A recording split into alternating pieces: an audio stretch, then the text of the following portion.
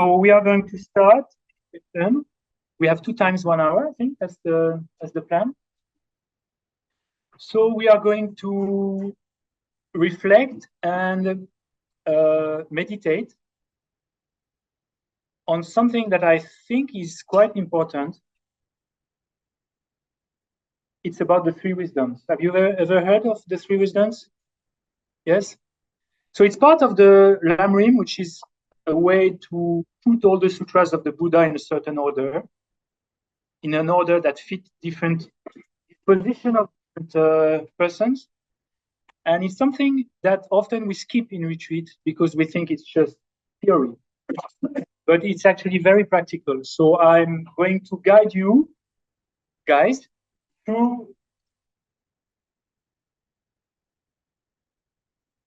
I'm going to guide you through, hopefully, some of the steps of the 3 wisdoms to understand exactly what is meditation. And probably you're going to see that the ideas we have on meditation can be a bit updated. So that's what we're going to do. On the breath, we're going to use the breath as the object. So we're going to do lots of little tests, hopefully. And we're going to start by setting ourselves right into our cushion or chair in a very nice, comfortable position. Something that is both giving you the impression of something bright and clear, and that you're not gonna easily fall asleep, hopefully, and also relaxing. Try to find in your body something that is in between these two, something that is active but not tight, and something which is relaxed and not too relaxed. And try to adjust your posture to match these 2 elements.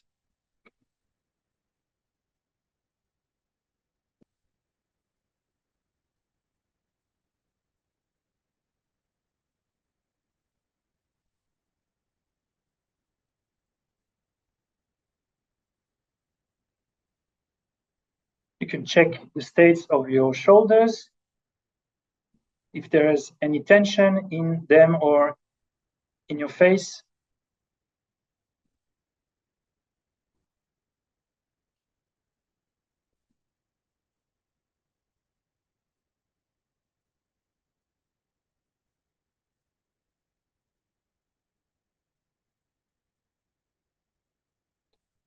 And as usual, we're going to set our intention for this session.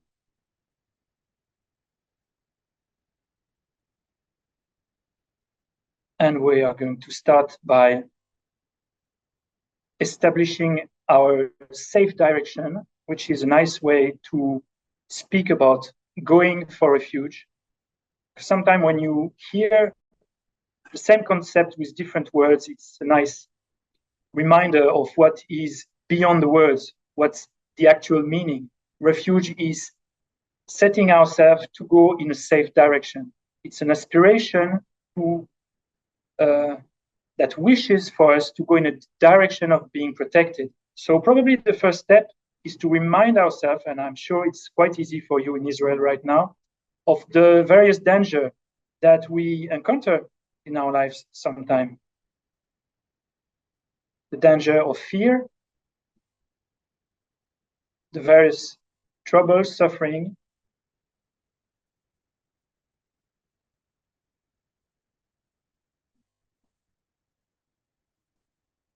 if we believe everything is all right in our life, I don't think there's much room for us to wish to be protected, as if while trekking in the mountain, if you don't hear the sound of thunder, you might not go and reach a shelter in a place.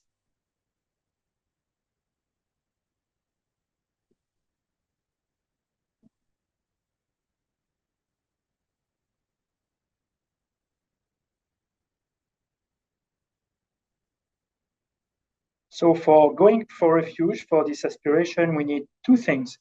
First, a basic understanding that there are some stuff that dysfunction.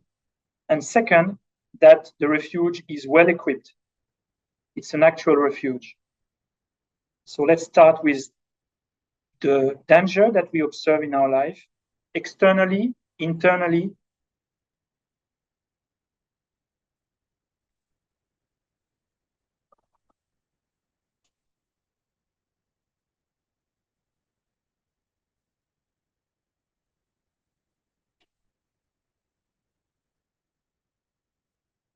And this is followed by a basic conviction that we can be protected from these dangers by cultivating our mind.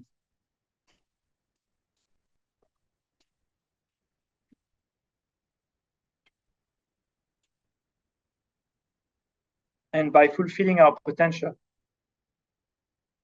This is the best protection. And we can go into detail. One of the protection is our future realization of emptiness directly, non-conceptually. That's the best protection. And we can wish ourselves, may I go into that direction.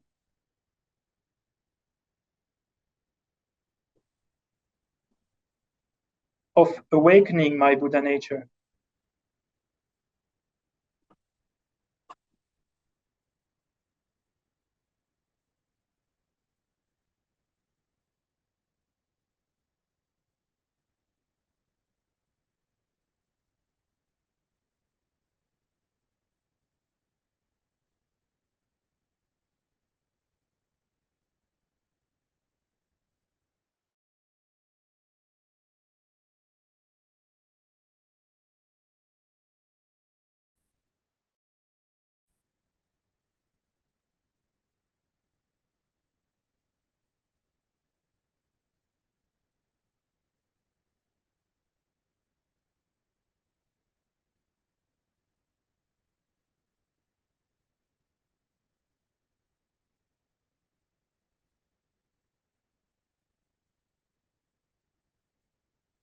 So the fulfillment of our potential is one refuge. And there's another one that in order for us to fulfill our potential, we need an external refuge. And that is teacher or the doctor,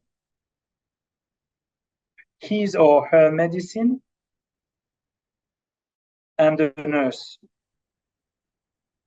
We need the instruction of the Buddha, we need the medicine of the Dharma, and we need the nurse of the Sangha. And we can also establish our connection to these three, reaffirm our connection with these three. It's part of us going in a safe direction.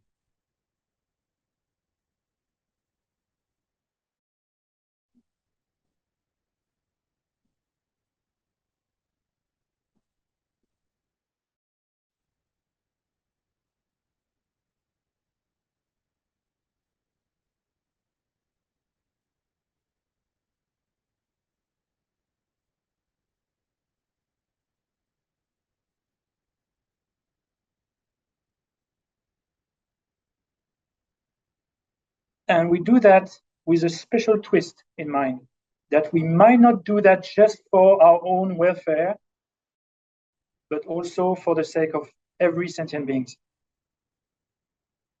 That I take refuge, I go for refuge, I aspire for safe direction for the benefit of all sentient beings, because by fulfilling my own potential, I'm much better equipped to help sentient beings.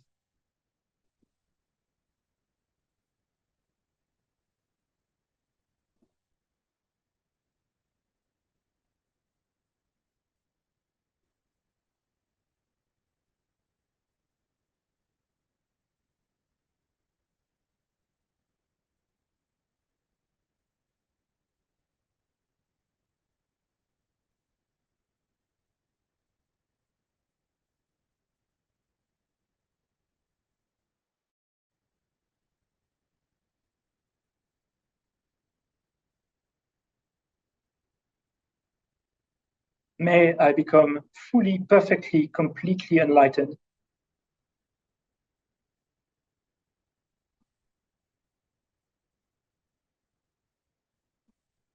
in order to benefit all sentient beings.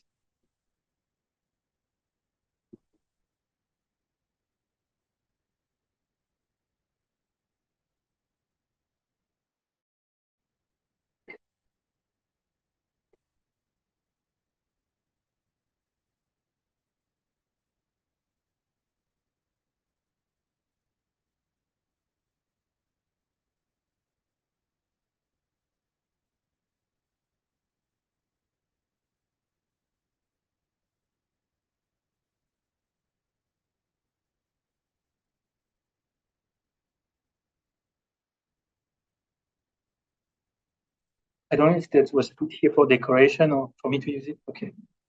Okay. So we're going to compare these three wisdoms with going for a trip. I think it's a nice analogy. So, hello again. So let's think that we want to travel somewhere. So the first phase of us traveling to a place would be to encounter a kind of advertisement. We see a picture of Tibet, for example. I will speak about Tibet. We saw an image of Tibet. And that sometimes just a picture of a monastery, it's enough for us to say, okay, yeah, I'm going to go there. That's enough. So it can trigger some kind of movement internally. But we've never been there. We've never encountered anyone being there. But just by the picture of it, we can have this wish to go there. And sometimes we have a very little image of what is actually Tibet, but sometimes we can watch a long documentary also. It's very long. I watched like one recently that's made by a French photographer that's called The Snow Lion. And there are two people, you saw it, going in Tibet to shoot, not physically, but to shoot with a camera, a snow lion. So they spend a long time there. And it's very inspiring. It's very, I was saying to myself, I wish I'm going to go there. And that is what could be the analogy of the first wisdom. What's the first wisdom? First of the three wisdom?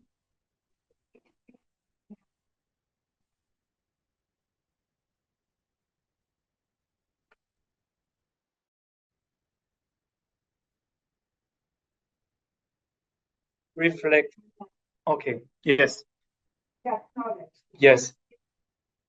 To be in contact with the teaching, either by hearing, but nowadays you have also books.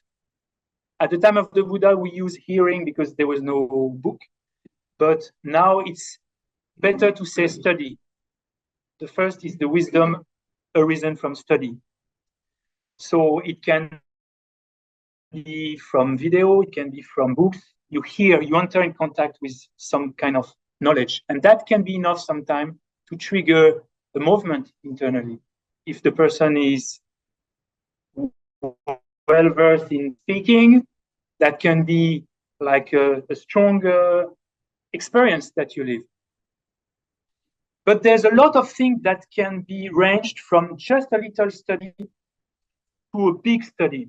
If I was going to start now to tell you, okay, I'm giving you 10 minutes, you meditate on the breath. Okay?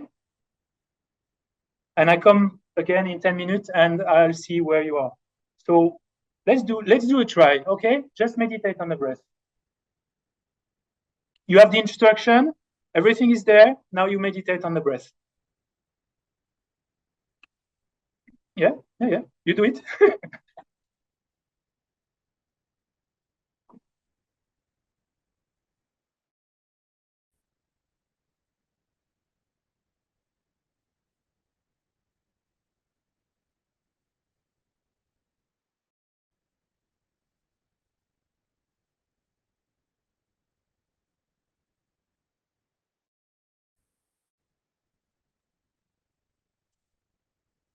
And I'm going to ask you a few questions. Are you well connected to your breath?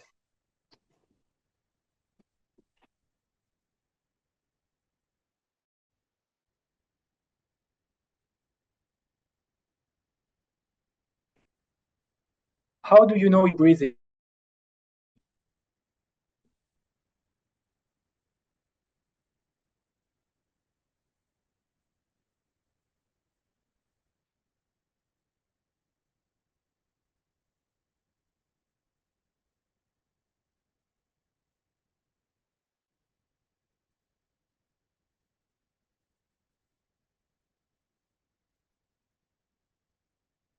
do you have a clear sense of being focusing on the breath?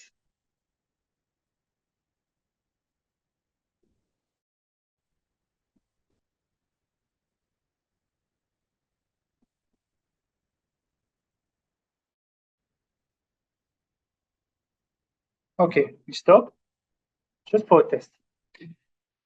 So that's with minimal instruction. You meditate on the breath. That's it. Now, let's imagine that you get more instruction about what is the breath. And you will see and try to experience the difference between getting just a little instruction and getting more instruction. Okay, so now I'm going to talk about the breath. What is the breath? What is it? Movement. Movement? Inside. Okay. Movement of the air inside and outside. Yes. Okay, that works. Someone else? Complicated.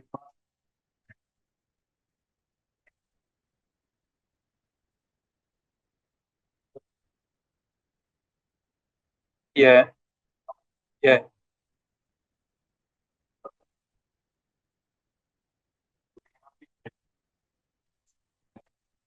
So if you cannot sense it, how can you meditate on it?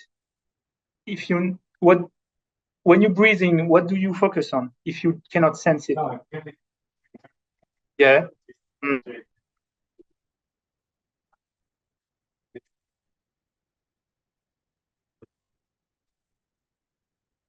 Okay. So for the breath, you can have minimal instruction, but you can have also detailed instruction of what is the process of breathing. So let's speak about the muscle first. The muscle of breathing. You have two main categories of muscle. The first is the diaphragm. Diaphragm is a kind of wall in between two cavities, the thoracic cavity and the abdominal cavity. In the thoracic cavity, you have the heart and you have the lungs. In the abdominal cavity, you have stomach, liver, intestine, everything. So basically, the diaphragm is like that, is a kind of a parachute. And its function is to contract, and it does that when it contracts. So when it contracts, it pushes the internal organ here, and that's why you see your belly moving. It pushes the intestine, it pushes the stomach, and that's why you feel something around here. So how basically you have a cavity here, and when it pushes the internal organ, the space of the cavity in the lungs is getting bigger. If it's getting bigger, the pressure decreases, and if the pressure decreases compared to the pressure outside, you suck air in. So that's one muscle that pushes, and when you breathe out, it just comes again to its place. For normal breathing, it just is doing like this, and it comes again. So the muscular function is just when you inhale. When you exhale, it's just returning to its natural state. So the physical aspect of breathing, normal, is just happening on the breathing in. Obviously, if you want to have a non-natural breathing, like really go to the end, you have to have more muscle engaged. But for natural breathing, the breathing of meditation is just when you breathe in. And when you breathe out, this diaphragm go back to its place, is creating a smaller space in the thoracic cavity, and the pressure gets bigger than the external air, and the air is drawn through your nostril or your mouth. That's the action. So that's one main muscle of breathing. Coming back. There's another one. It's a group of muscle that is in between the ribs, and that's responsible for thoracic breathing. So it does the same. You make a bigger cavity, and that changes the pressure in your lungs, and that forces the air to come in. So you do like, When you do sport, it's like that. When you run, or when you do hyperventilation, sometimes. Because here it's not a normal breathing. It's more like the sport breathing, or for certain pranayama also, you have this breathing.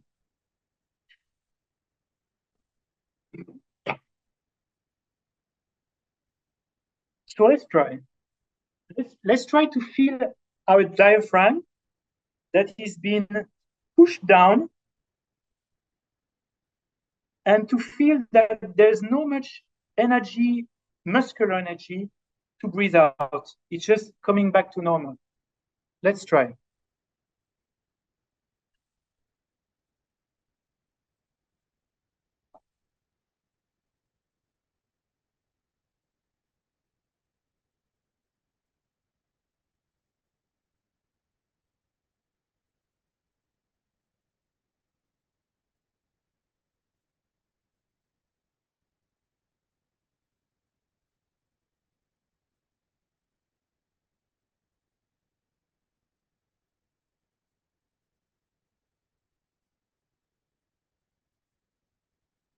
Witness that the diaphragm, because it goes down, it makes the abdominal cavity a bit more tight, and the consequence of that is that your internal muscle, your internal organs are pushed toward the skin in your abdomen.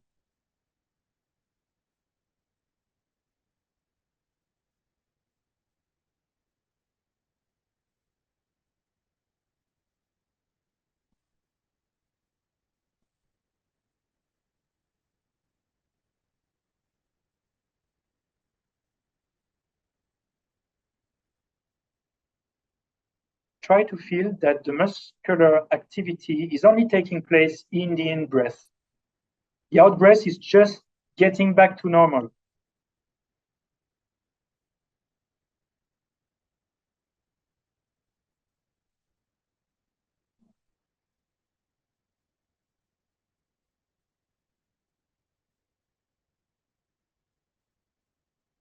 And the muscular contraction are only taking place in the in-breath. The out-breath should be, as much as possible, relaxed.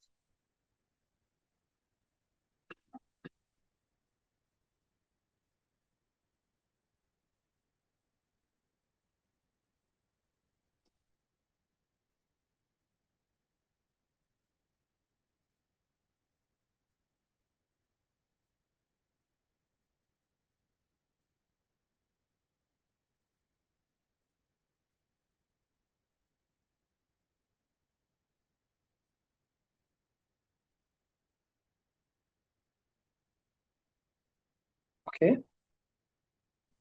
Do you feel that it's mostly in the in-breath that there's some kind of push that is physical, that is just getting back to normal? So this is the abdominal, what we call abdominal breathing, but it's not actually your abs that are working. Your abs would be working if you, when you exhale, the abs are really contracting. But the abs don't really work when you breathe in, and it don't also much work when you breathe out in a very peaceful way. It's just the diaphragm. But sometimes you can have a little move also here. So right. So now the question is, how do I know that I'm breathing?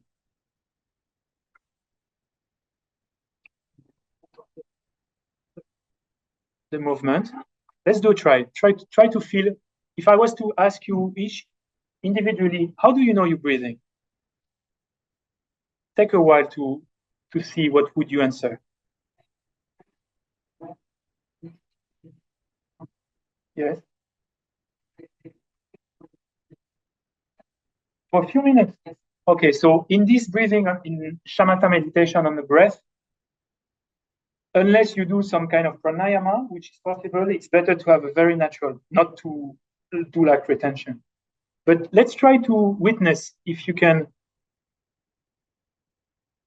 notice, how do I know that I'm breathing?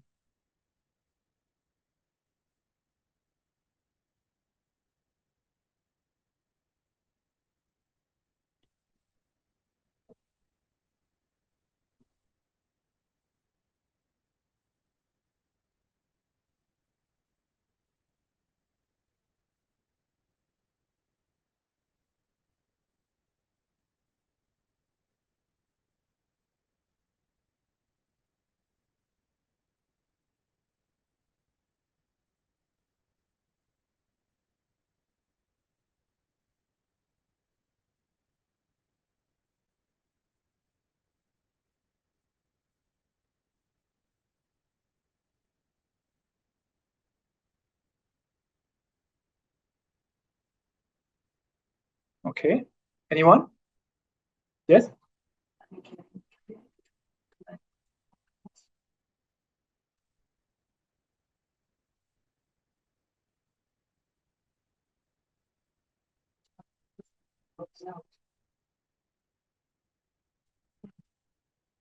Yeah.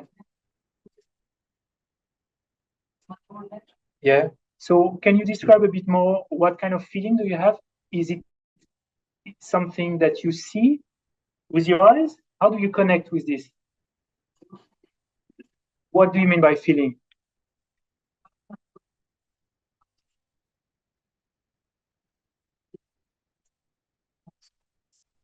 Is it like a touch? Is it?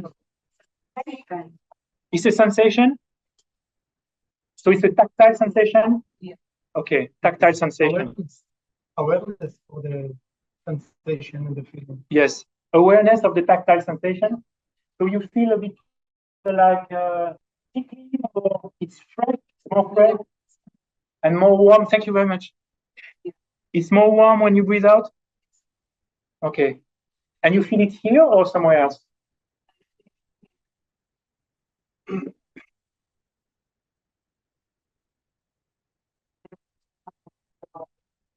Yeah. So my question is, do you feel it somewhere else than just in the nostril? You do you notice when you take like a menthol sweet,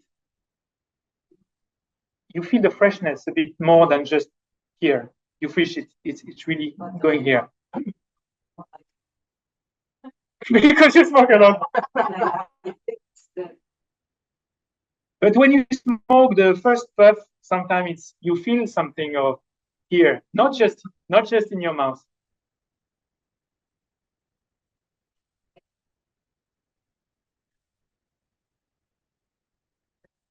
Yeah, big close, yeah.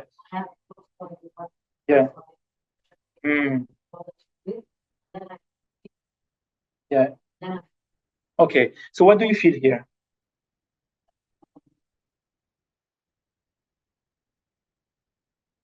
It's an enlarging, yes. So sometimes you feel because your skin is pushing toward your fabric, or you can see you can witness your hair, body hair for guys, or it depends, but it's for everyone. But I'm anyway. It can. Uh, you feel it also. You feel they are pushed toward your skin, and you feel it here. It's tactile. Try to see when you're breathing in if you feel the tactile sensation.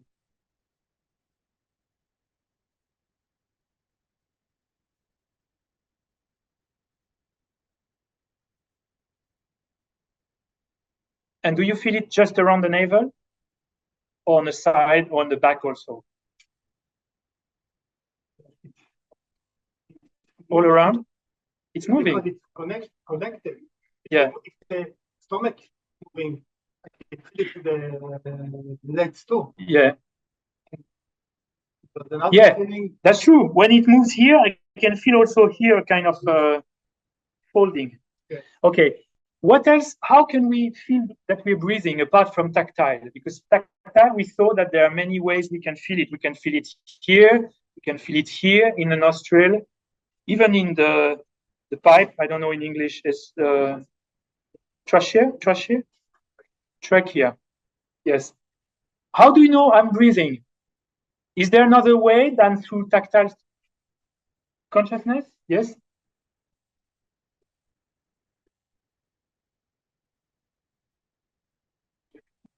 Yeah. Okay. And you're not breathing pure oxygen right now. Okay. Yeah, you can feel sometimes the influence of the breath on your mental states also. Okay. What else? Yeah.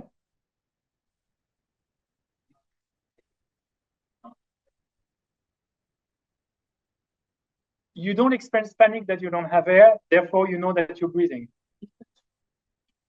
Okay. So I must be breathing because I'm not panicking, because I'm not like suffocating. Is that what you say? Okay. Yes? Breath is a natural movement. Don't breathe, you don't. Yeah.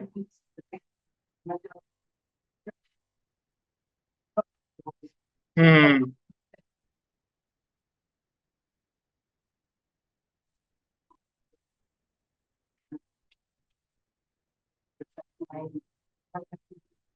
Hmm.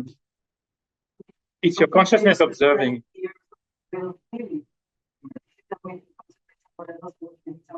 Yes. It's your mind that, because it's focused there, can notice these things. If you would focus somewhere else, you would feel something else. Okay. So in Buddhism, the sense consciousness, there are many. Can you hear your breathing? Let's try.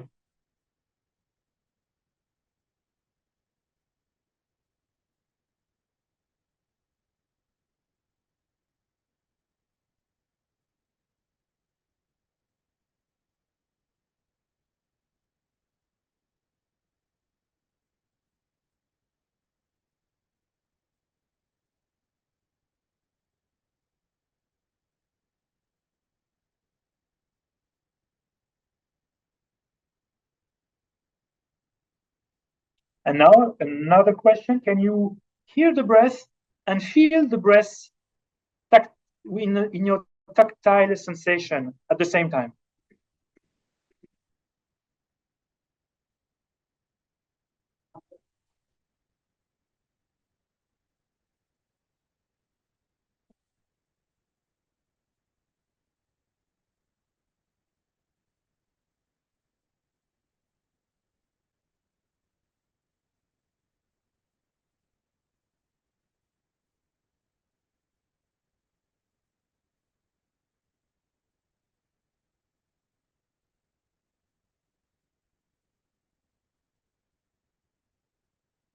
Okay, another try. Now you're going to open your eyes and you're going to look a bit downward and see if you see the breath.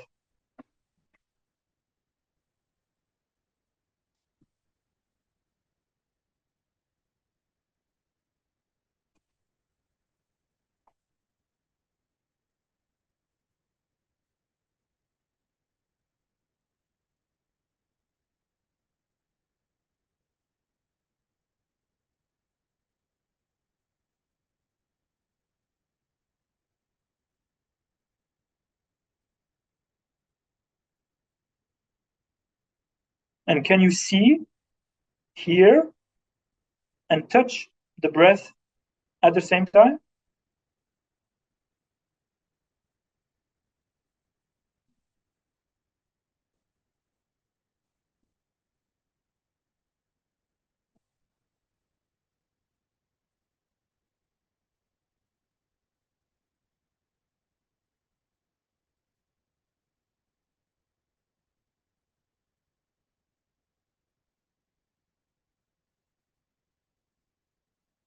Now you can raise your head, look in front of you, and see if you witness yourself being raised a bit when you breathe in, or you can see that it moves a bit.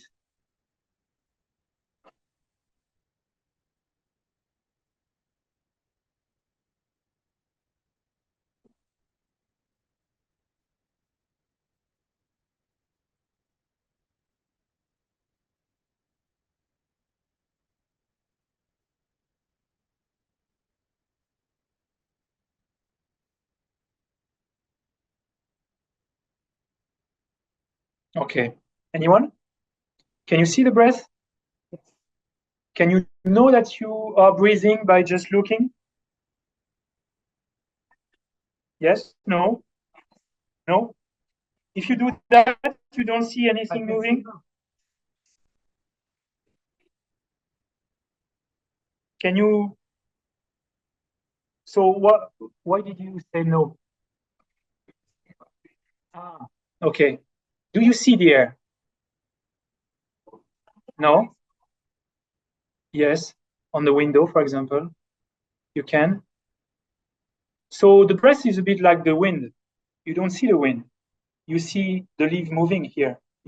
And you see the wind. You could say you see the wind because you see the branch moving. I know there's wind outside. I know with my eyes that there's some wind outside because I see the leaves moving. And in the same way, even though the leaves are not the breath, even though my t-shirt is not the breath, by looking at the movement of my abdomen, I know that I'm breathing. I can be really convinced this is the breath. I'm breathing now. Breathing in, breathing out. Yeah, it's there. And I can feel it and I can see it and I can even hear it. Sometimes it's a bit more on the tactile, sometimes it's a bit more on the auditory consciousness. But I'm still connected on the breath, right?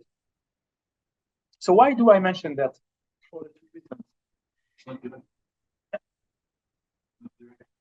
It's direct, yes. It's direct, but for knowing the breath, you need to know the basis of imputation of the breath. And the basis of the imputation of the breath is not the breath. But it's still a direct consciousness. It's still not conceptual at this moment. I don't have to bring reasoning for me to be in contact with the breath right now. So why do I mention that in the three wisdoms? Because now there's a difference between just asking you, okay, meditate on the breath and I come in 10 minutes, and you having a very clear sense of what is the breath. And we haven't started to meditate yet.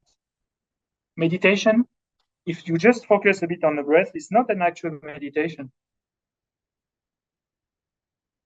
So I was supposed to teach on Samatha today, but this is not necessarily Samatha, but it's showing that the best picture you have of the object of meditation you want to meditate, the easier it's going to be for you to stay with it. It's a very important information. The more you hear information about the object of meditation, the easier it's going to be for you to meditate on it.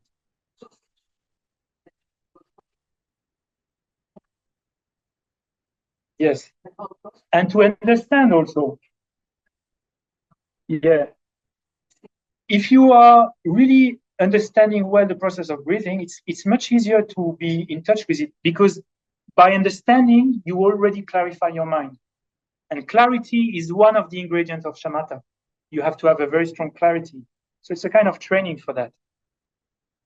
Lama Tsongkhapa says in a book that the magnitude, the force, the strength of the wisdom that is arisen from meditation is proportional to the wisdom arisen from reflection. And the wisdom arisen from reflection is proportional to the wisdom arisen from hearing. So the more information we get about the object of meditation, the deeper the experience we can have. Because what we want to do in Buddhism is to make a big trip, basically. But a big trip into reality, not in the big trip in delusion. So the example is that the first step, you want to travel to a place. There's a difference between just seeing an advertisement of Tibet and watching a 2-hour-long documentary on Tibet. So you see, by just being in contact with basic information, you haven't reflected on that, you just see there's a difference between just a little information, the breath, and a lot of knowledge that you get through hearing. And that's going to make a difference in the next step. Okay? Yes?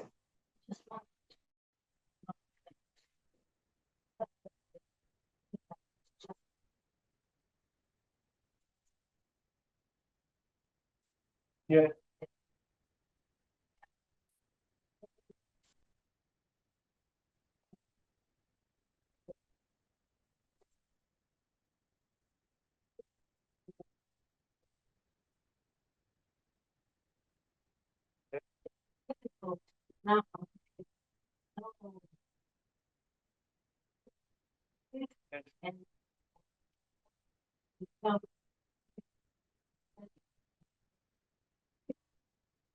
Can, because you have now a better curiosity on the breath. You have interest.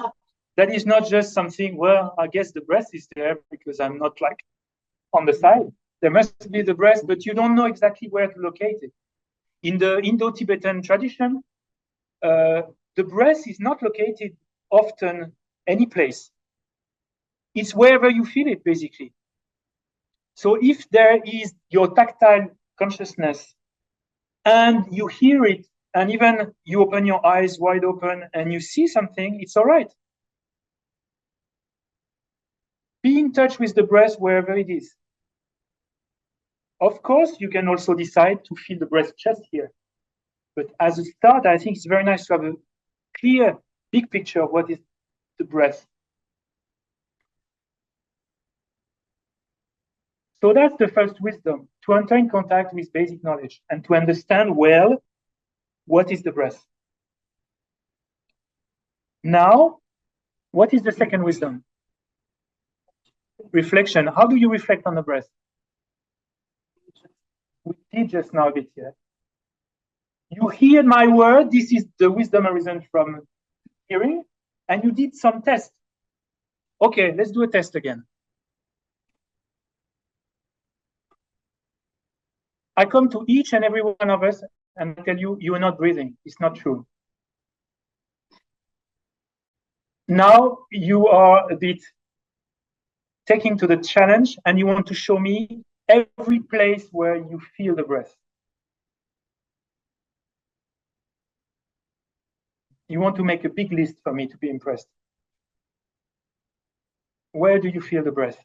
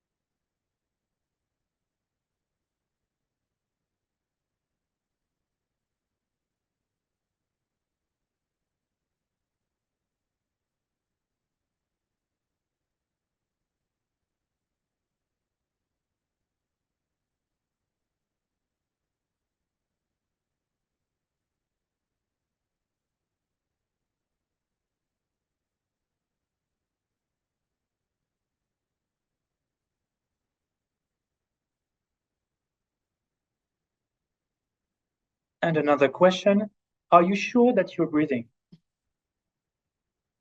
And if you're sure, how do you know?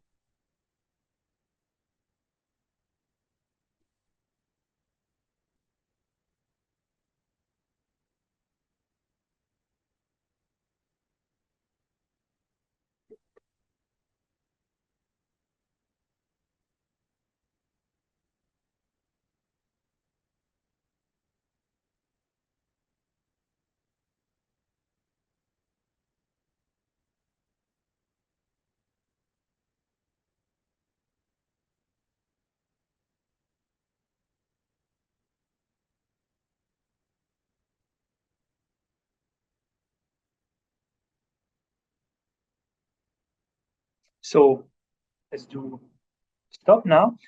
At the time you know that you're breathing, this is the wisdom arisen from reflection.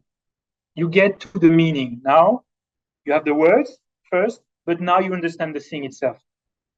This is the breath. This is the breath. I'm certain of it. This is the wisdom arisen from reflection. For the breath, it's a bit obvious, right? For compassion, for bodhicitta, for impermanence, for these dharma topics, it's more difficult. Before you hear actually, before the first time you hear about emptiness, for example, you get the word, but you don't really understand the meaning. So you get the word and you get the explanation, and then you reflect, and at one point you say, that's it. This is impermanence. This is emptiness. And at the time you do that, you generate the wisdom arisen from reflection. So now you start to have an experience. You start to have a taste of it through your own reflection. So now you're not just content of seeing the advertisement, You're not content at just watching a documentary. This time you say, okay, now I'm going to buy the ticket. So you buy the ticket online, you get the ticket, and the day you fly, you arrive in Lhasa, you get out of the airport, and you do like, wow, this is Tibet. This is Tibet. This is not anymore through a screen. This is the real thing. This is the meaning. This is the breath.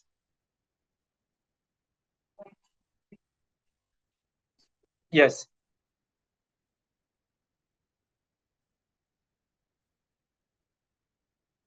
And the same with bodhicitta, the same with impermanence.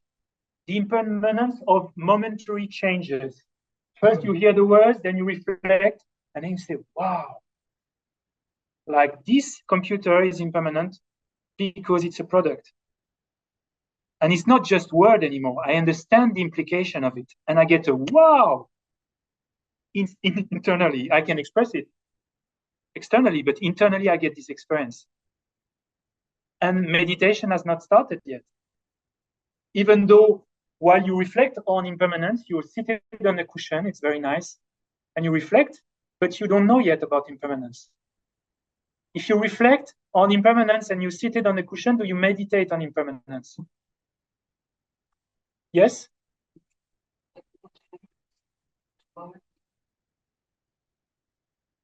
But before you actually ascertain, before you actually getting to impermanence, before you actually realize impermanence, do you meditate on impermanence where you're sitting on the cushion and trying to understand what is impermanence?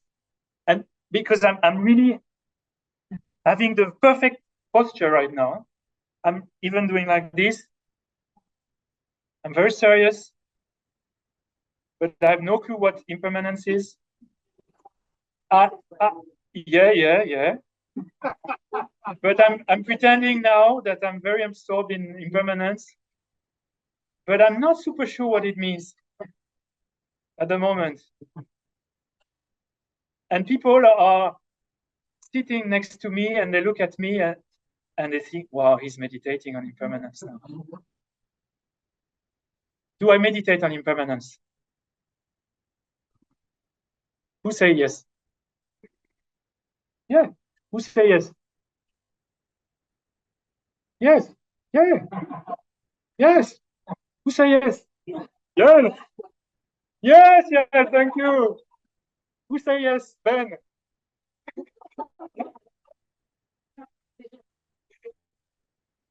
Yes or no? Who said no? Who's indecisive? Because it seems that there's a. Huh? You're the only one that can know if you practice or not. I mean, I could see you sitting. But if I describe to you that I don't realize impermanence, it's not ascertained to me, but I'm really strongly thinking of it now.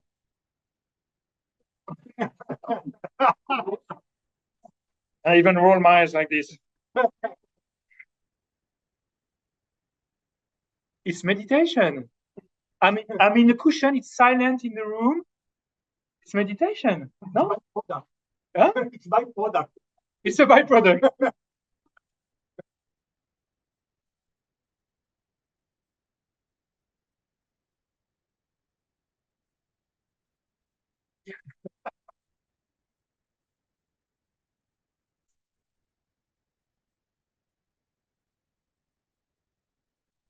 Yeah.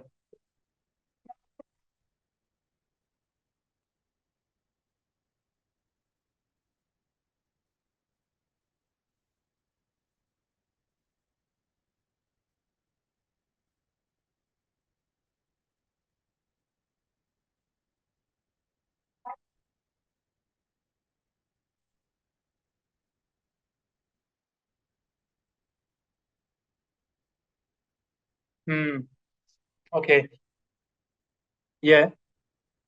I'm not going to say anything about that for you to stay. And I think it's the time of the pause almost. But if someone comes and we are just all sitting like that, do you think this impression of the people, this person will say, no, they're not meditating? No. Yes, they're meditating. That's what they would say. But now some of you think you're not meditating if you're just permanence. Permanence. It means things are not eternal. Maybe? Yeah? Permanence. Yeah? I'm reflecting, but I can be meditating also at the same time, no? No. No?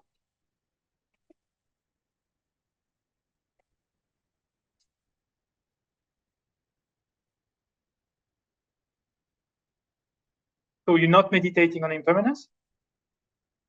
Ah. What's the Yeah, that's the question. What's the difference between meditating and reflecting? Because I thought before to come here, meeting you guys, that it was just reflecting seated on a cushion. And that's what we do, right? I'm meditating on impermanence. I meditate, I try to understand. Yeah. The equivalent is like you are going out of the airport, you sniff a bit the air of Lhasa, which I think is quite polluted at the moment. But this is Tibet. But then often you don't stay there. You open the gates of the airport, you sniff the air, okay, and you go back, you take the plane and you fly back to France. That's what we do sometimes. I understand impermanence. Yeah, that's nice. Yeah, everything is impermanent. It's changing. My body's changing. Okay, fine. I did the meditation because that's what I believe. I've been meditating now. And because I know that there's no other step after meditation, I've completed everything that I should be doing.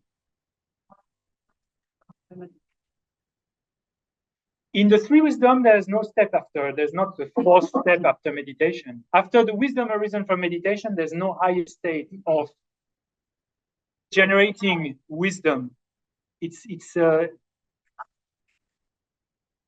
yes, yeah. That's called meditation. Third is meditation. No, it's really specific to wisdom arisen from reflection, and that doesn't necessarily imply you directly realizing something. Like shamatha, when you reach shamatha, you, for the first time in this life, generate the wisdom arisen from meditation. But shamatha is not a direct, non-conceptual realization. But we'll discuss that after the break. So are we meditating or not?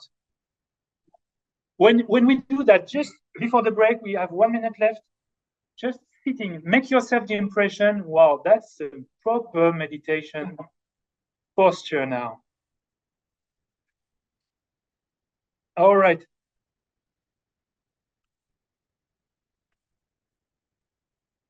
Okay, so I will just do a test.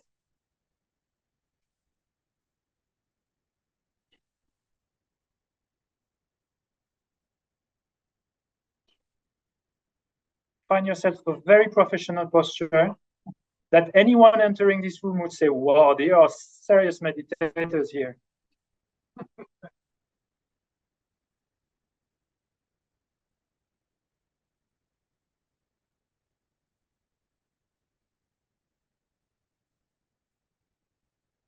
And focus on what we said about the breath. Where do you find it? How do you know that you're breathing?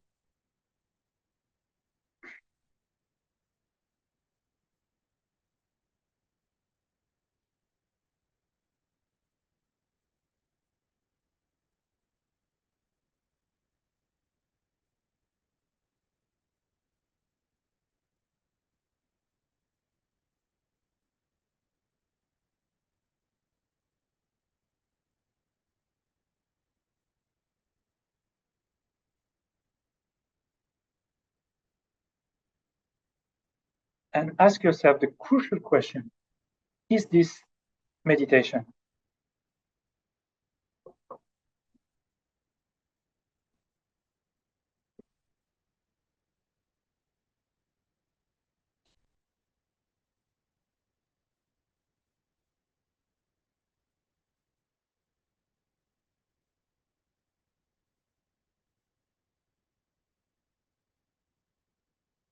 Okay.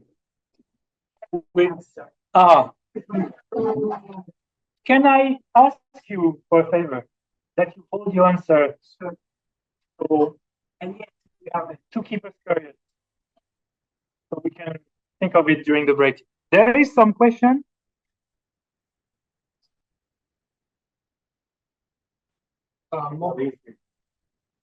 We can't hear anything. Oh, but that was the bit. I know I'm breathing by experiencing a change in sensation. Put a hand in front of your nose. Yes. You can feel the respiratory breathing like that also. You could. I know that I'm breathing. Urge to breathe is a range of sensations. So change in this urge is also felt during breath. Yeah, that's right. When you breathe out, especially when you do long session of pranayama, you really feel that when you are devoid of air, there's a strong urge to breathe in. Air conditioner is louder than the breath, so no, can't hear myself breathe. Yeah. Sometimes when I travel, I put some headphones with, they have a noise cancellation. So I cannot hear my breath at all. So then I have to rely more on the tactile and on the, don't see the breath. I'm not stable enough to see the specific range in view related to breath. Is it not analytical meditation, reflection combined with meditation? Ah, that's a nice, that's what we're going to see after the break.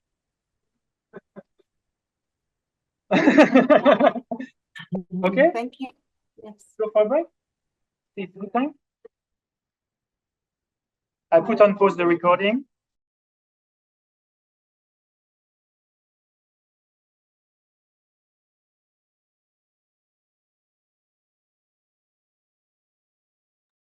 Yeah, that's 20, 25 minutes.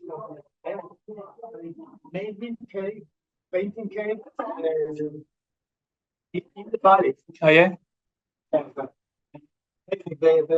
Kashmir painting preserved because no one goes there. Oh, yeah? Well,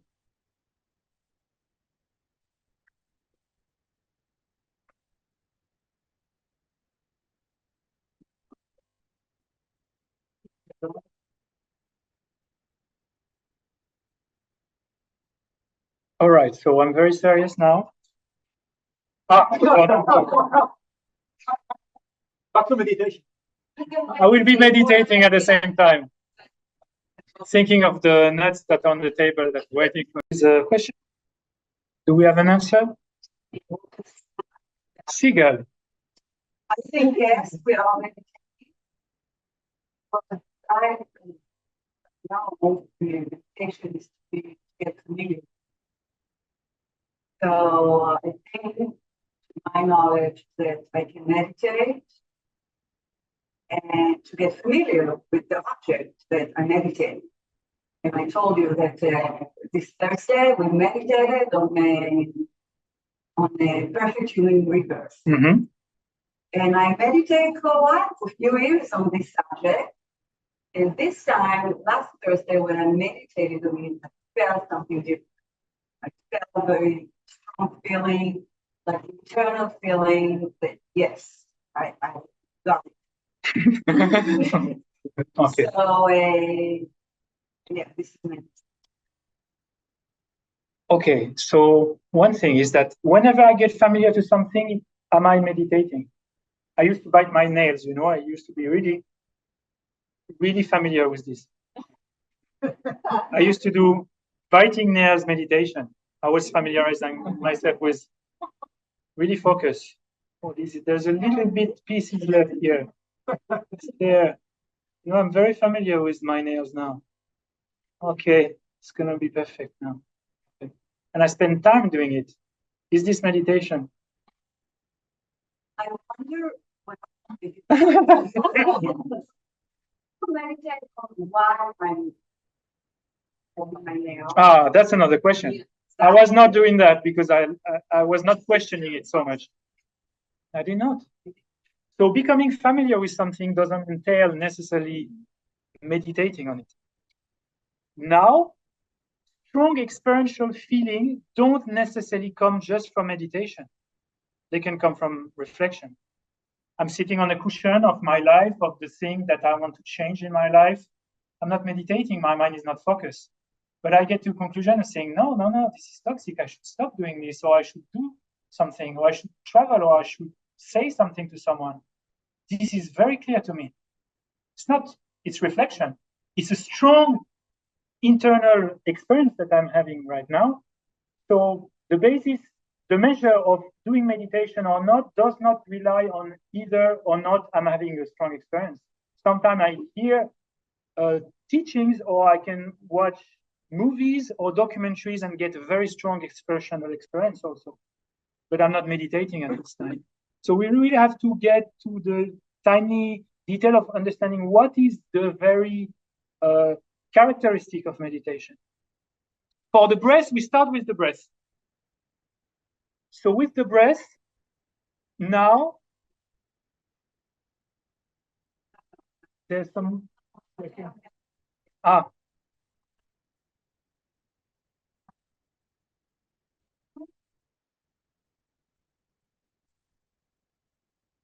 So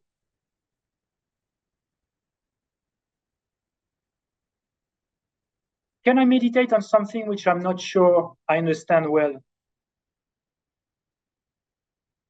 Can I meditate on impermanence if I'm not sure this is correct? No? Yeah, didn't you say yes before the break? Okay. She's very obedient. Okay. Yes. So if I bring again this idea that meditation is a lot about familiarization, you don't get familiar to something which you don't know or which you're not sure about. After you learn. Yes, and not only you learn, but you get to the thing itself. To understanding. Did you have this experience of saying, wow, this is the breath. I'm connected with the breath? No? Yes. Who said no?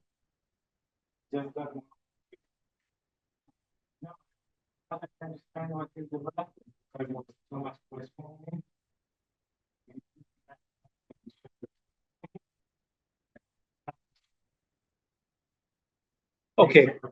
So we're gonna stay just a little bit on this. Is it because you see many things and you don't know where is the one thing? No, it's not this.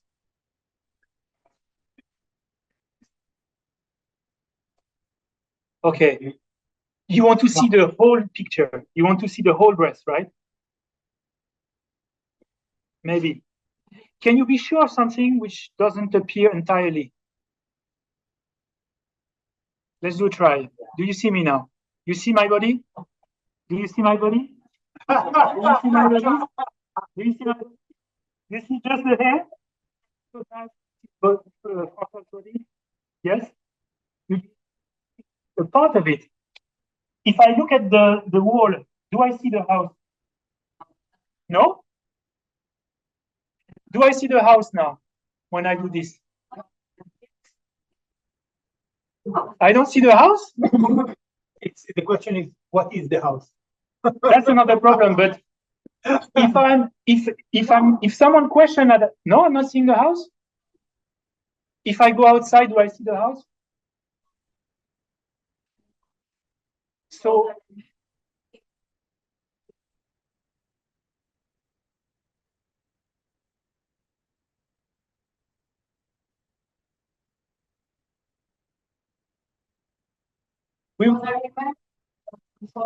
okay. So that's for the baby it's different because he knows the house, but he doesn't have the name for it. But he still look at it. He still it. Yes. It's just a name. We don't. Oh, so there's no bamboo tree and there's no people that I can see because yes. But it's we can still see it, but I agree that leads towards a bit more wisdom part. But just talking about language, I see people here. Yes. Yeah, you see my body. Do you hear my voice? Do you know that you're breathing? Yeah. You don't need to see. No. I missed this part here. I must have the full picture to be knowing that I'm breathing. No. Just take one breath. This is the breath. And if it's correct, and if you actually connect it to the breath, you could say, well, this is the wisdom arisen from reflection. You get to know the thing. You can get your picture to be more professional, to be really connected with different parts, in the same way that you're not just knowing the house, but just you take like a drone and you see the house from much more angles. In the same way you can do with the breath. In the same way you can do with precious human rebirth. You can know little feature of it, but you can know the full picture also of it. But still, you can be confident that what you are focusing on is the breath. And that for meditation is very important. Because if you start meditation and say, I'm not sure this is the breath. I hear something, but it's a noise. It's not the breath, it's the noise. It's not the breath. Because if you doubt it, the mind is not going to stabilize. You're going to have like some inner, not dialogue necessarily, but inner movement. So one thing about meditation is that the object changes a lot. Because an object that you are going to observe is most of the time impermanent. So it changes.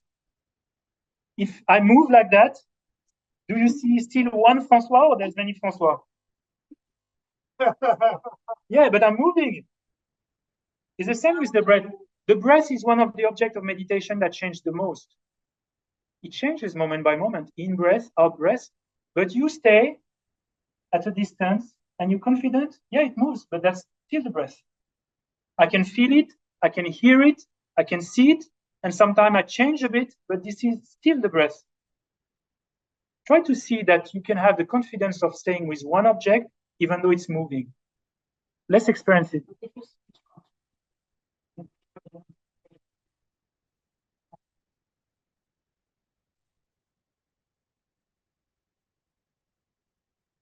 I would say it's still okay. Yeah. At one point, anyway, the breath is not going to be enough to take you to the final levels of Samatha because you need to change to a mental object. But for beginning, it's very good because it's obvious and it accustoms the mind to understand that it can stay focused even though the object is changing. The object moves, but your mind stays. Let's try to see how it can reflect in your experience.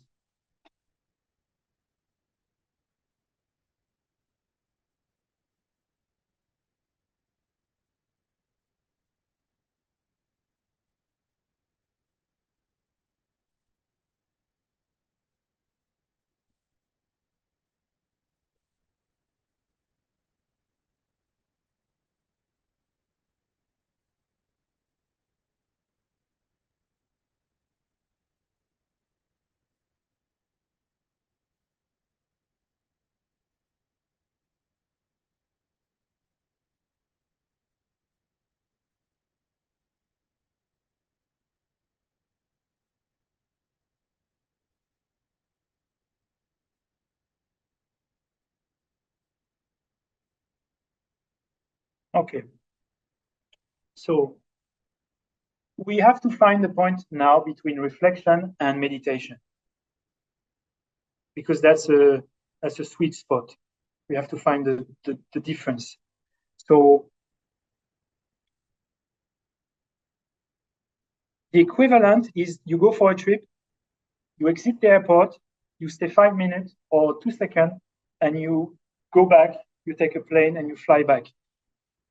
This process of having, wow, yeah, I reflected on impermanence, I get a wow. That is so meaningful. This doesn't qualify as a meditation. The meditation has not started yet, even though you were sitting on a cushion and you got to understand the thing. Meditation has not started, even though you were staying 1 hour seated on a cushion, closing your eyes. This is the beginning. And I think it's quite important. And I think that's one of the legacy of Lama Tsongkhapa to make this very clear. Don't think that it's the end point of your spiritual accustoming with the object of meditation if you just get a wow. Now you have to make a professional tool for staying with this understanding with both clarity of mind and stability. You want to make a professional wow now, like a wow that stays very long, that takes all your experience, that shifts your behavior in a better way because there's a much stronger sense of experience. So it's like we are accustomed sometimes to do reflection and we get a little wow that's like a sparkle from a lighter. But what you want is to ignite a strong fire inside so you are able to replace some of our emotions or behavior or understanding with others. Let's say you are accustomed to be very angry on a daily basis.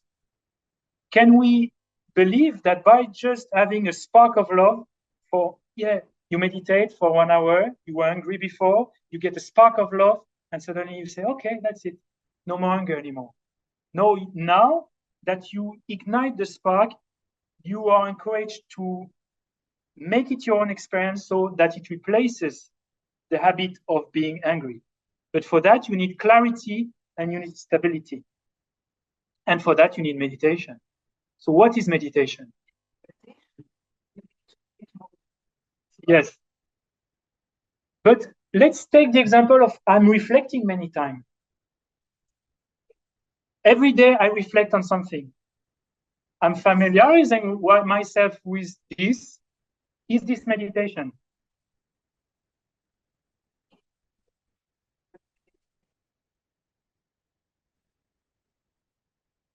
Yeah. So that's why the understanding of meditation as just being familiarization is not enough. We have to find something that is a bit more professional here. A clue? Definition?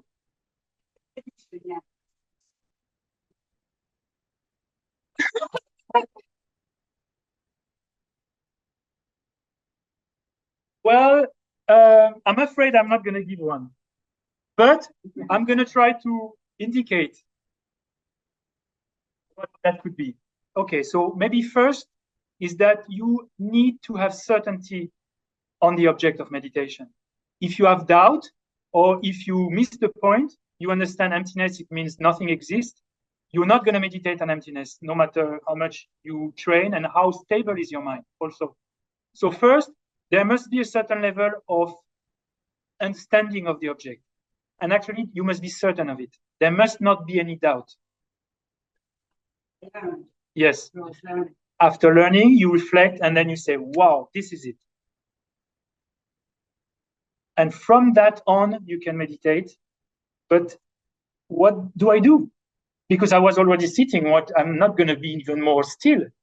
What do I do to meditate? But that's reflection. If I just keep on analyzing, let it go. Ishmot. Concentrate. So what is missing for me to meditate? Okay. Concentrate. Huh? Concentrate. During the reflection, put kind of effort checking. Yes. And once you do it experiencing without the effort, okay, with the stability and the clarity, yeah, it will be meditation. Okay, so this, when you have attained shamatha, there's no effort. That's true. There's no exertion. You don't struggle. But before, you can still meditate with a certain level of effort. So what is the measure of me meditating on impermanence or on the breath? I'm sitting. What is more to it? What do I need?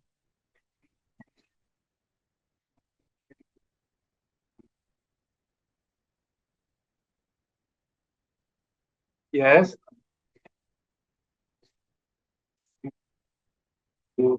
Yeah.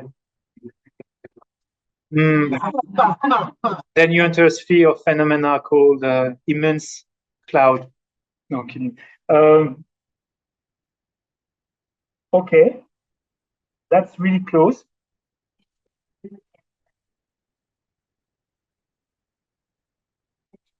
Clarity is not on the part of, no, because you need clarity in shamatha also, in meditation.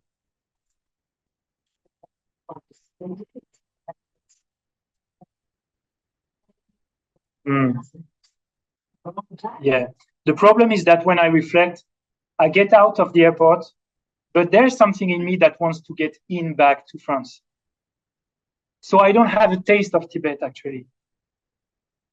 I have a taste of Tibet, but it's very shallow because from the outside the airport, I don't taste the mountain, I don't taste the nomads, I don't taste the Chang, and no, Chang is the alcohol. I don't taste the Tsampa.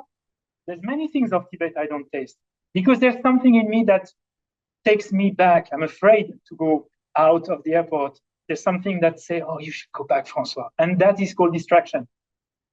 I cannot get a strong experience because there's something in me that takes me away from this understanding. So what is needed for me to stay? Yeah, but to be there, I need a method for being there. One-pointed meditation, concentration.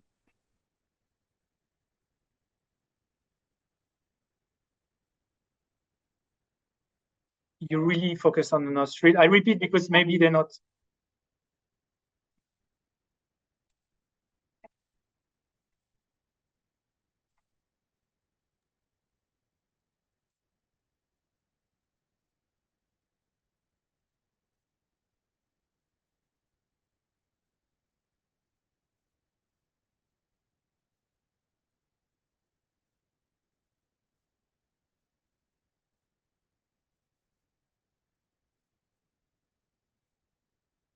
Okay.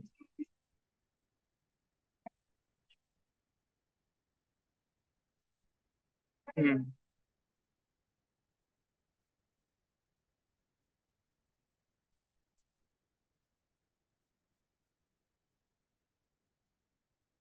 Yeah.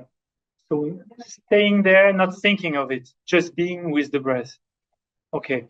So now there's two types of meditation. We have to make the difference between analytical meditation, what we call discerning meditation, which I prefer, and placement meditation. Can we do analytical meditation on the breath? Yes? Okay. Let's try something now.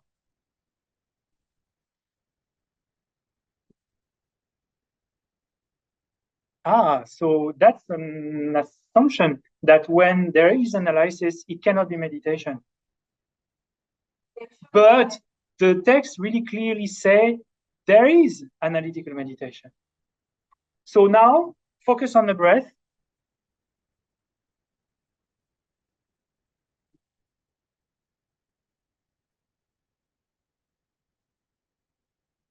And I'm not even requiring you to have a wow, that's the breath, because that's an object we're quite accustomed to. But do you know that you're breathing?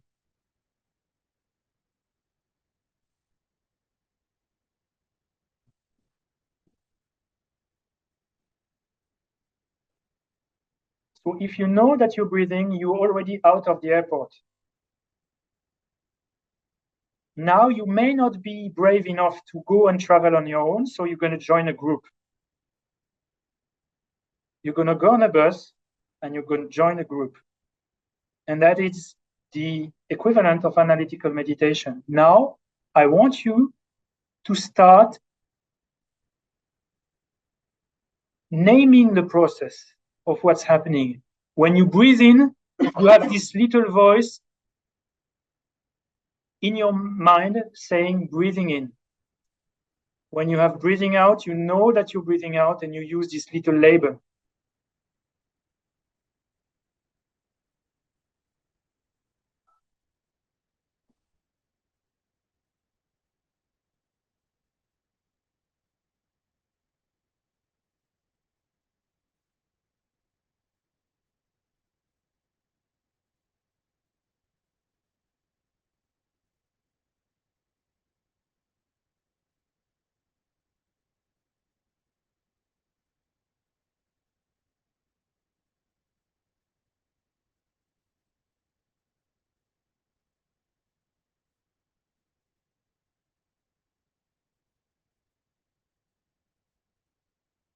And while staying with the breath, now you're going to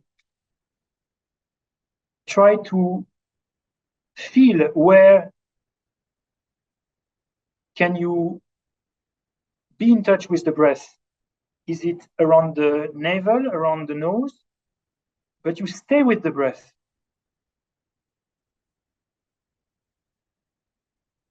And you can name with a mental voice, this is happening in the nose, this is happening in the lower abdomen. I can feel it here or there.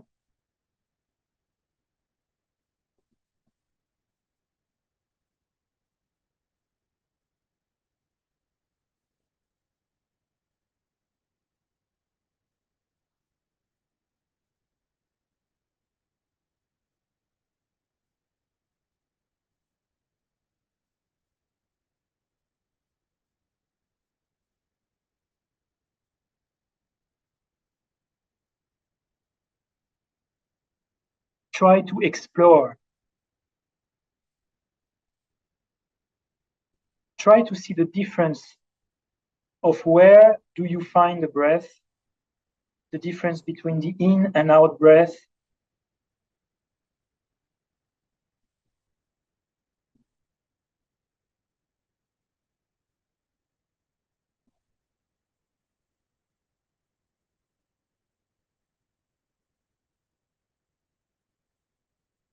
But while doing that, you are still in touch with the breath.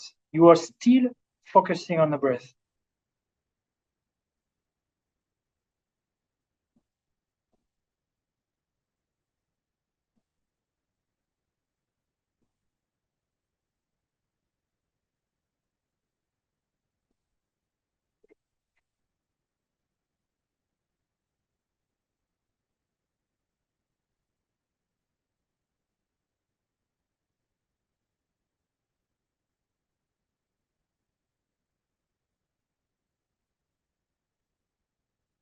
Okay.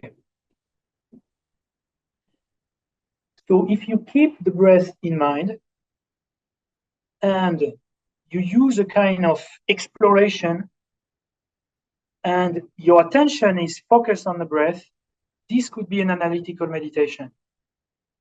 Because you stay with the breath is ascertained, you don't have doubt, and you analyze in, out, short, long, and you have actual text from the Pali tradition that speaks about when the breath is long, I know that it's long. When it's short, I know that it's short. But that could qualify also an analytical meditation. Your mind is analyzing. And you can even use mental label for that. It's really analytical, but not in the sense of using reasoning.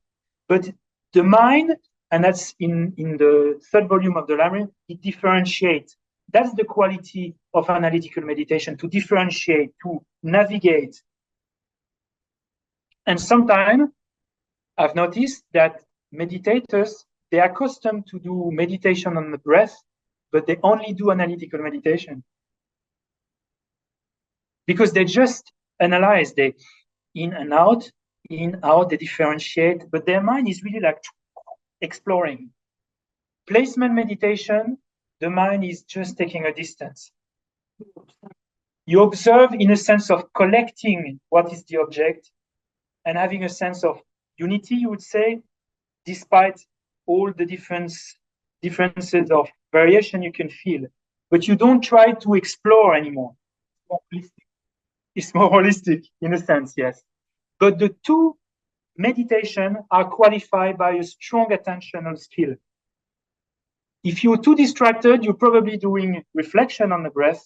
But if you have certain the object appear and you have good skill of attention and you explore, this is analytical meditation. Okay. In and out. And that is really creating a lot of intensity in the mind, clarity. Because it's really analytical, it's really discerning. And it cultivates one of the aspects of shamatha that's very important. It's clarity, intensity. But if you keep doing that, you're going to feel a bit tired or too tight. It's not very relaxing after a while to do that. And in the same way that when you travel, first you may go with a group, you may go in a bus. So here the bus is mostly the kind of help you have with concepts, understanding in and out, making the difference. It's how you understand. Wisdom is often a reason because you make differences between things. You go into detail, you differentiate the various parts. If you want to understand something, you put it into pieces. You want to understand how car work, you take the parts out and you understand the engine. And the breath is the same thing. If you want to understand deeply, you dive into all the differences that constitute the breath. And that's analytical meditation. But there is one point in which you don't need that anymore. You don't need this framework of words and concept. You can just stay with the breath, a bit what you both said. And that is with the same attentional skill, with the same level of attention, but this time you take a distance and you don't analyze anymore. That's the difference between analytical and placement meditation. And it's very important to find a switch in our experience. Because if you keep meditating while having a high level of discernment and exploration, you will not develop strong placement meditation. Even though you meditate on the breath and you thought the breath was just placement meditation, no, you can really be analyzing while meditating on the breath. So in experience, it's important to know when the mind is analyzing from when it's not analyzing. So let's go back to the breath. And now we emancipate a bit. It's nice to be in a group, in a car, in a bus, but I want now to live with the nomads. I want to taste the thing, to be with them. Because when you come back from a trip that's organized and you stay just behind the doors and the windows of a bus, you don't get the same experience that you stay 1 month without any more framework of the bus anymore. You are there. And that's what we want to generate in our minds, some experience that are much more deep and experiential and strong. And this is to connect to the object with much better sense that there's no window in between. And that comes when the mind is very stable, very clear, and it does not analyze anymore. At least for this stage. For Vipassana, it's different. So what I would like you now to do, let's go back on the bus and try to differentiate in and out breath. Use mental words.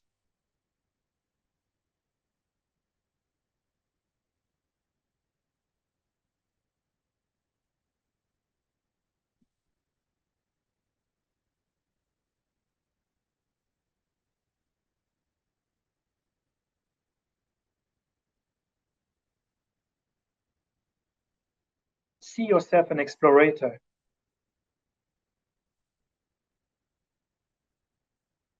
Dismantle the breath as if taking the parts of a car down to be able to understand the various constituents.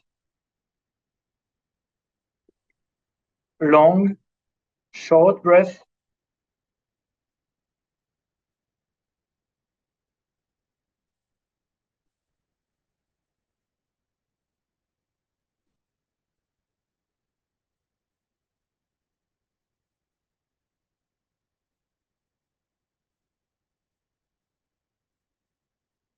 And use mental words if it helps.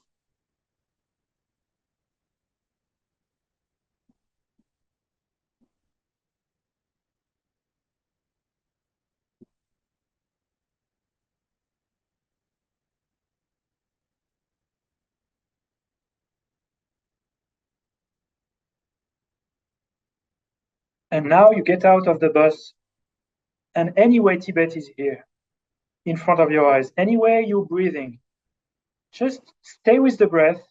Don't feel like you need to analyze for you to understand the breath. It's there.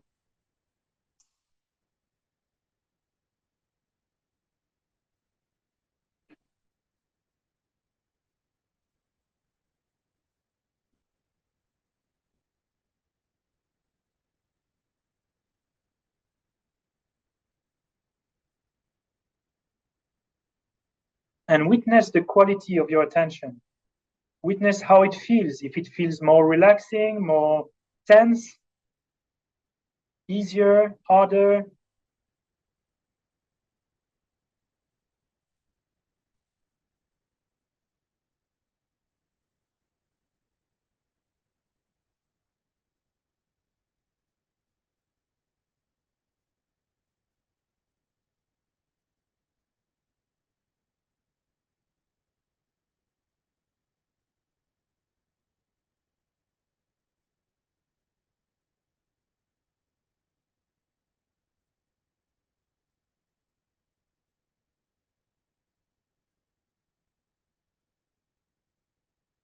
And let's turn again this factor of discernment, of analysis. Now go back to the bus and explore the various parts of the breath. Where do you feel the breath? And you can name the different parts.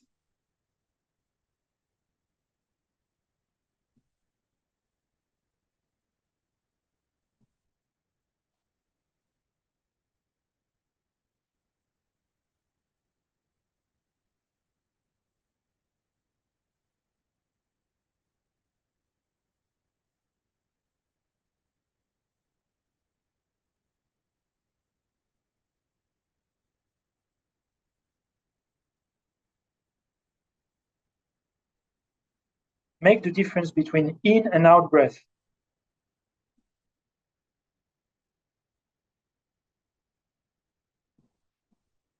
With clarity and intensity, not tightness.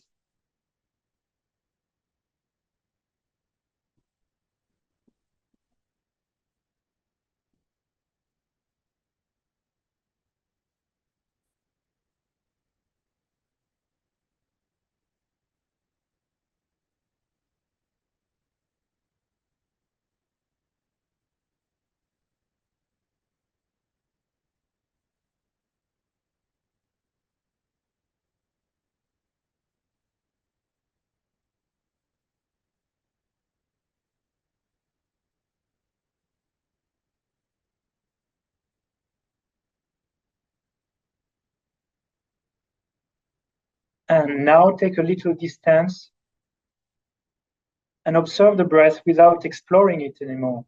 Have a sense that you're looking at the breath at a distance. You're witnessing the breath at a distance.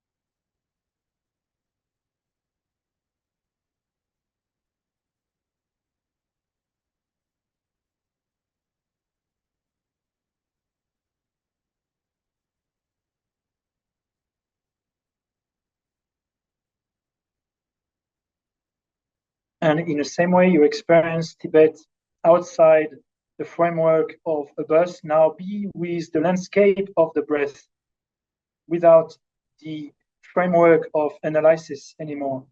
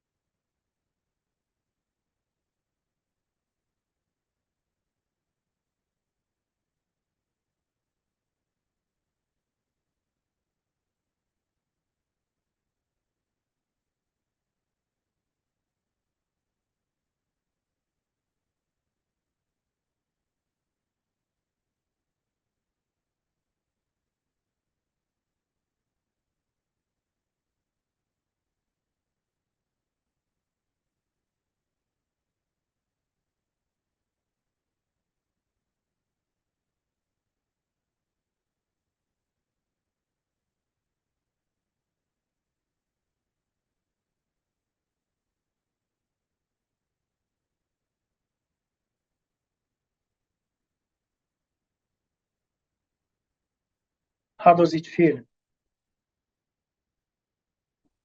Is it easier, harder?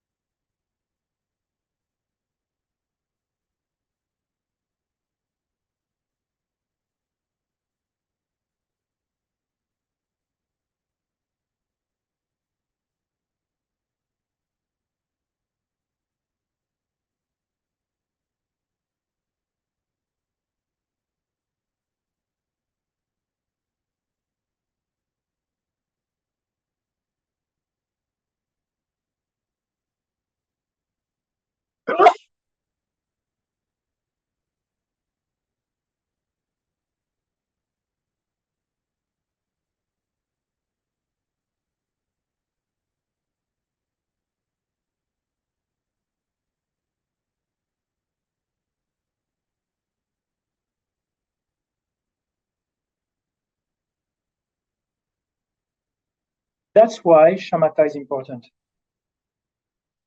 That's why calm abiding is important. That's why one-pointed concentration, the training of focusing the mind, is important for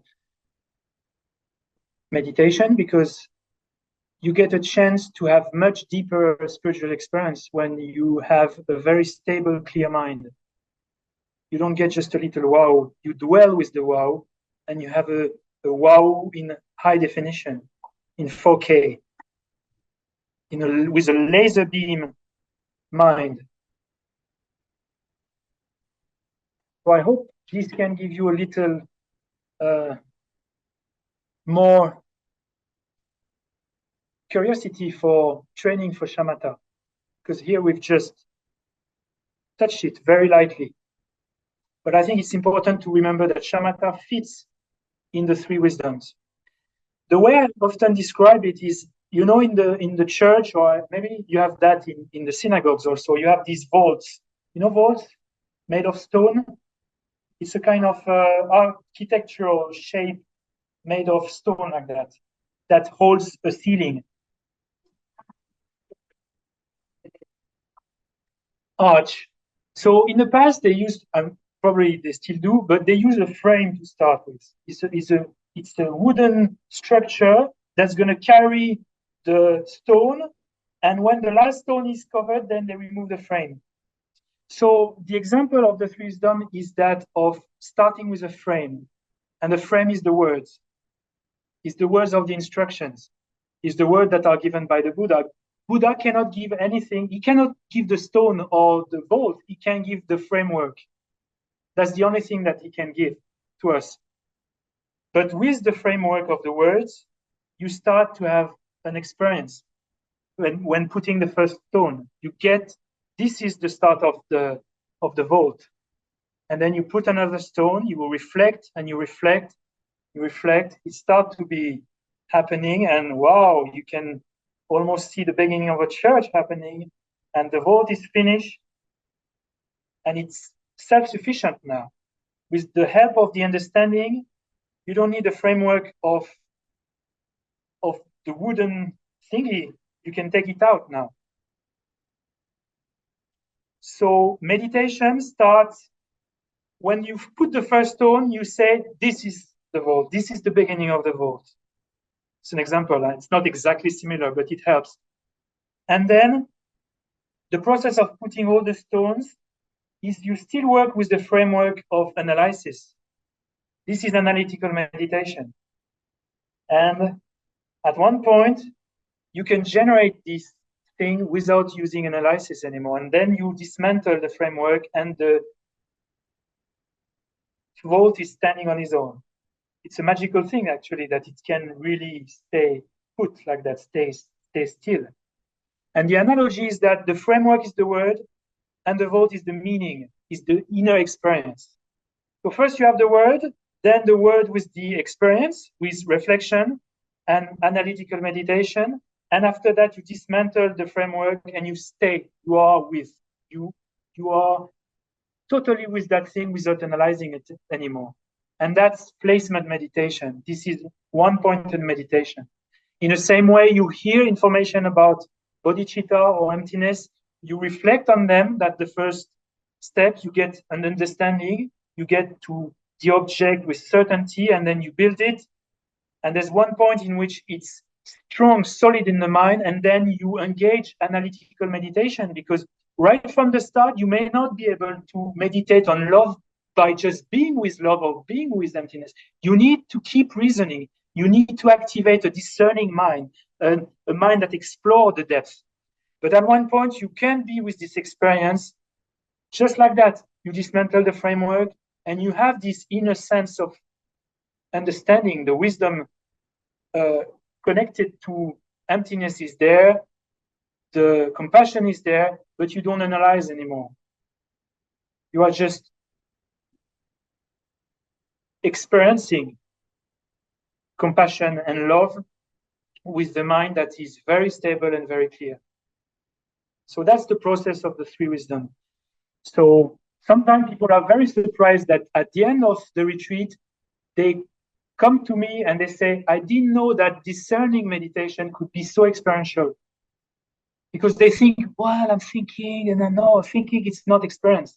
But yes, thinking when the object has been ascertained and the mind is very stable, that can be very, very strong experience. But you have to alternate between the two. When there's too strong analytical mind, then the mind is going to lose its stability. Then you move to placement meditation on the object. So analytical meditation is made possible because you have a certain level of placement meditation. That's why the first time you, again, have this wisdom arisen from meditation is when you reach Samatha. But before that, what you do is actual meditation, but it's not the wisdom arisen from meditation. Because what we want is, again, to be in Tibet and say, if you come with someone who say, yeah, I really know Tibet, I saw an advertisement, there was a nice picture, I really know, I can tell you about it. From someone who's been just at the airport, going back, from someone who's been in a bus, and someone who spent 2 months by foot, wandering in Tibet with a backpack, meeting the people, who do you think is going to have the deeper experience? And the same with emptiness, and the same with these things. We have to be with these things a long time. So I think we're close to the end. Yes.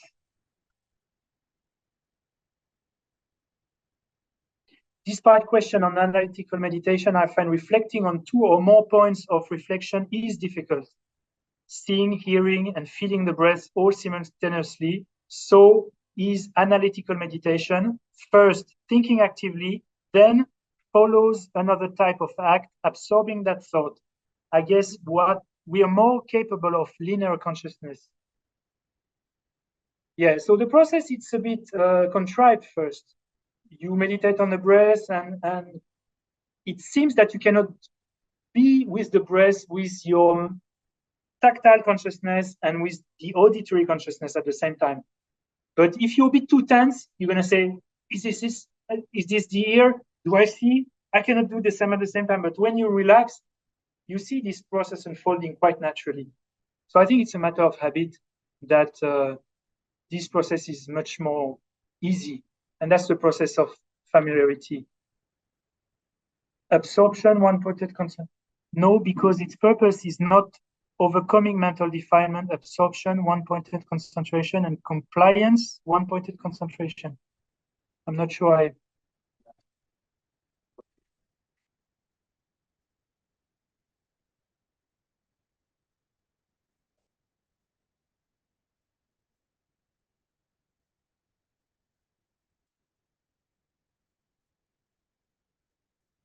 Okay, yes.